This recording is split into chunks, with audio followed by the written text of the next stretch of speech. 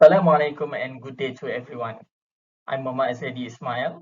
Today I'll be presenting my extended abstract entitled Asymmetrical Federalism and Anti-Federal Sentiment in Sabah. I would like to take this opportunity to thank my supervisor and my co-author, Professor Dr. Muhammad AGUS YUSOFF, for his encouragement and guidance in completing this extended abstract and also the whole research. Ladies and gentlemen, this will be my outline of presentation today. Firstly, I will introduce you the extended abstract. Then I'll be discussed on the concept of asymmetrical federalism. After that, I'm going to explain the methodology that used in completing this research. And then the result and discussion. There are 5 important points will be discussed on asymmetrical issues that lead to the emergence of anti-federal sentiment. First, all royalty claims. Second, security threats. Third, developmental and socio-economic imbalance between Sabah and Peninsula. Fourth, illegal immigrants. Fifth, attitude of political actors toward MA63. And lastly, I will conclude the discussion. Ladies and gentlemen, Malaysia used a system of centralized federalism by giving Sabah the right to autonomy over other states in Peninsular Malaysia, where the custom of such power is under federal. The autonomy is based on 20 points contained in MA 63, have been guaranteed by Federal Constitution. This situation makes the Federation of Malaysia called asymmetrical federalism. Sabah are still lag behind the other state, although had asymmetrical power. This caused the dissatisfaction of Sabahan toward federation, which in turn led to anti-federal sentiment. So this article aims to investigate the issue of asymmetrical federalism and its implementation in Sabah, which led to public dissatisfaction as well as tense federal-state relation, thus triggered the emergence of anti-federal sentiment among Sabahan. Ladies and gentlemen, I'll be explaining a little bit more on the concept of asymmetrical federalism. Asymmetrical federalism means an equal division of power between states that adopt a federal system. It is a space offered in system of federalism to overcome the challenges that arise in management of complex society as well as the unique differences of the colonized states. There are 5 factors cause a country to adopt asymmetrical federalism. First, local political culture and traditions. Second, differences in social background such as religion, language, race of origin. Third, territorial boundaries. Fourth, socio-economic background. And lastly, demographic patterns of society. So these factors are important to ensure that the system of governance of the community and the colonized states runs smoothly following the local needs. Catalonia and Basque autonomous community cases in Spain are the reflection of asymmetrical issue that occurred in Sabah. 2 provinces have more autonomy than other provinces, especially in terms of culture, education, and taxation. Ladies and gentlemen, this research is qualitative in nature. This study employed the concept of asymmetrical federalism as unit of analysis. Study data were obtained from secondary and primary sources. The researcher was interviewed several major political leaders. They are YB Datuk Seri Anwar Ibrahim, YB Datuk Seri Mustafa Mohamad, YB Muhammad Sabu, YB Said Sadiq. The result from the interview helped in cross-checking the initial finding, strengthening the existing argument, and explaining the spirit and real context behind a decision made, especially in issues related to the implementation of asymmetrical federalism and anti-federal sentiment. Ladies and gentlemen, this study discovered 5 main issues of asymmetrical federalism in Sabah that lead to the birth of anti-federal sentiment. First, all royalty claim. After Pakatan Harapan took over the federal government, so the people of Sabah were very much hoping that Kuala Lumpur will fulfill the promise of the PH Manifesto by giving them 20% of all royalty. the proposed 20% royalty could not be implemented immediately, since it contradicted the Petroleum Development Act 1974, as the calculation was based on the gross profit, not a net profit. It also will take time, since it is necessary to amend that act first. By increasing the total royalty to 20% will give a serious impact to Petronas financial, as well as the federal government.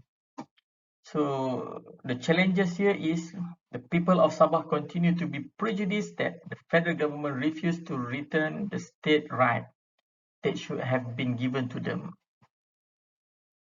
Second issue of asymmetrical federalism in Sabah is security threats. The federal constitution was clearly stated that security and defense is under responsibility of the federal government. However, Sabah security management challenges are greater than other states due to distant location from the central government and being separated by the vast South China Sea. There are three factors that make Sabah vulnerable to security threats.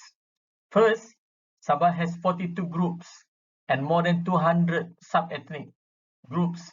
It is a big challenges for the government in building a nation state that is not bound by the state sentiment. Second, the area of Sabah is 14,000 kilometers of a sea border and 2,000 kilometers of a land border across the three big provinces of the country, Sarawak, Kalimantan, and Mindanao. And the last one, military equipment and technology need to be improved to overcome the threat of piracy in Sabah waters. So incident in Lahad Datu, Semporna, etc. caused the people of Sabah to always be overwhelmed with anxiety and feeling of threats. So the challenges here is Sabahan felt that the federal government has failed to maintain the security and sovereignty of the Sabah. The third issue of asymmetrical here is a developmental and socio-economic imbalance between Sabah and Peninsula. There are still various basic needs and facilities that need to be provided and improved, such as paved road, upgrading the poor school, access to the telecommunication networks in rural area, stable electricity supply, and clean water sources. There are four main factors that cause these imbalances. First, Sabah's unique and vast demographic and geographical position, where the people living scattered in rural area make it difficult for development plan. Second, the failure of entrusted contractor to complete development project, even though Sabah was among the states that received the most allocation. The third, the tense relationship between Sabah central government, especially when ruled by a party that is not in line with the central government. And fourth and last one is leaders are to focus on politics until they lost focus on developing the state. Well, unfortunately, Sabah recorded the third lowest GDP per capita by 20,326 compared to the national average 46,450,000 in 2019. Poverty rates also high in Sabah.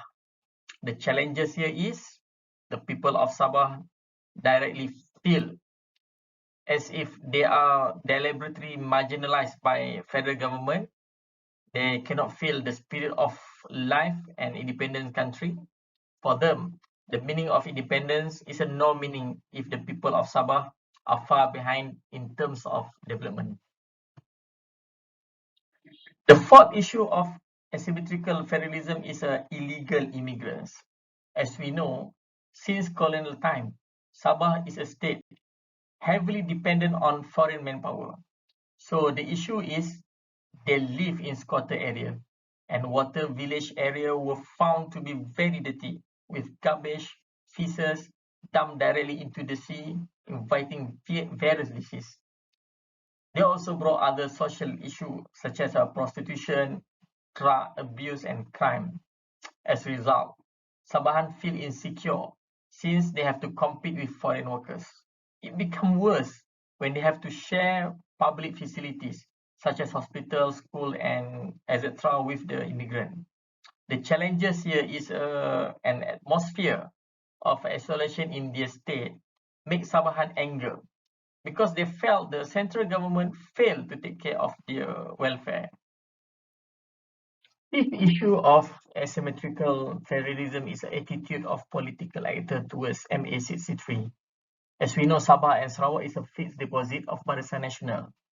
The Pakatan Harapan also aware of this and made the issue of the right of Sabah and Sarawak legitimized to MA63 as one of the main thrusts in their manifesto and achieved a huge victory using this strategy in the Generation 14.